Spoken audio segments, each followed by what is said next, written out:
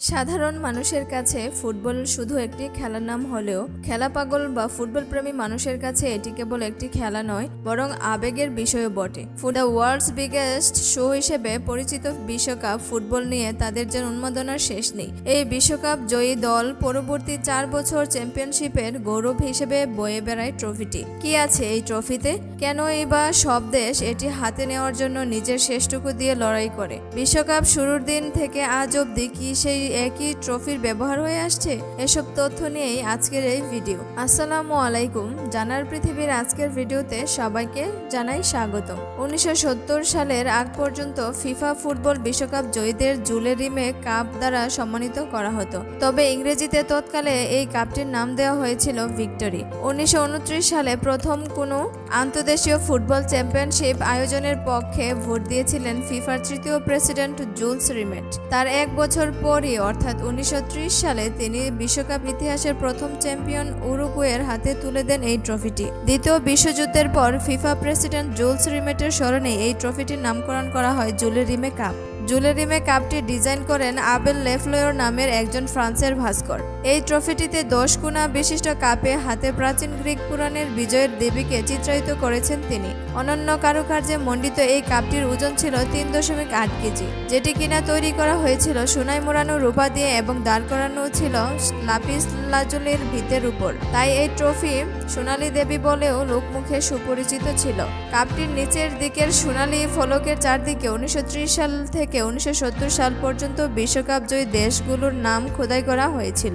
দেশগুলো ছিল Uruguay, Italy, Germany, England এবং ব্রাজিল। 1970 সালের জুনে মেক্সিকোতে যায়। 1974 সালের ফিফা বিশ্বকাপের জন্য ফিফাকে ব্যবস্থা করতে হয় একটি নতুন ট্রফি নির্মাণের। 1971 সালে 7টি দেশের ভাস্করদের থেকে মোট 53টি ডিজাইন নেওয়া হয়েছিল। অতঃপর ইতালিয়ান ভাস্কর সিলভিও গাঞ্জানিগার ডিজাইনটি মনোনীত হয়। এই সিলভিও গাঞ্জানিগা নিজেই বিশ্বকাপ ট্রফির কারিগর। স্টাবিলিমেন্টো আর্টিস্টিকো বেরটুনি নামের একটি ইতালিয়ান কোম্পানিতে ফিফা বিশ্বকাপ ট্রফিটি তৈরি করা হয়।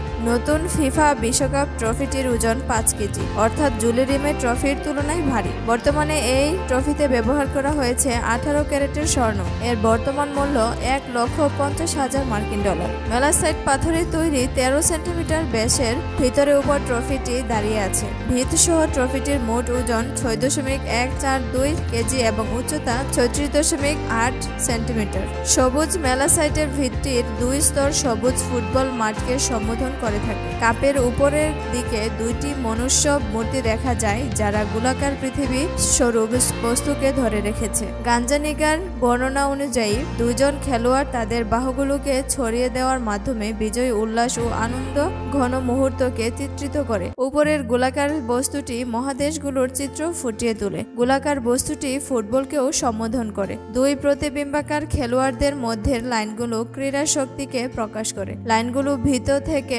শুরু হয়ে পুরো কাপটিতে আঁকাবাঁকা হয়ে ছড়িয়ে পড়ে। সবুজ মেলাসাইটের আবরণে আবদ্ধ ভিত্তিকে একটি সোনালী স্তর পৃথক করেছে, যেখানে ইংরেজিতে খোদাই করা আছে ফিফা ওয়ার্ল্ড কাপ। পুরো ট্রফিটি একটি সোনালী প্লেটের উপর দাঁড়িয়ে আছে। কাপের নিচের দিকে গোলাকার সারিতে 1974 সাল থেকে শুরু করে এখন পর্যন্ত মোট 12টি আসরের বিশ্বকাপ জয়ী দেশগুলোর নাম তাদের নিজ দেশের ভাষায় খোদাই করা আছে এবং ভবিষ্যৎ চ্যাম্পিয়নদের নামের জন্য আলাদা জায়গা আছে। তবে ট্রফিটির এই অংশে যেই পরিমাণ জায়গা আছে তাতে 2038 সাল পর্যন্ত আর মাত্র 5টি দেশের নাম খোদাই করা যাবে। তবে মজার বিষয় হচ্ছে এই ট্রফিটি কোনো দেশকে আজীবনের জন্য দেওয়া হবে না। তবে 2038 সালের পর এর কি হবে তা ভবিষ্যতেই জানা যাবে। 1974 সাল থেকে এখন পর্যন্ত সিলভিও গাঞ্জানিগার ডিজাইনকৃত বিশ্বকাপটি ব্যবহৃত হচ্ছে। তবে প্রতিবারের বিশ্বকাপে একটি নতুন পরিবর্তন সংযোজন করা হয়, সেটি হচ্ছে ফিফা বিশ্বকাপ বিজয়ী দলের নাম সংযোজন। এবার ফিফা বিশ্বকাপের 22তম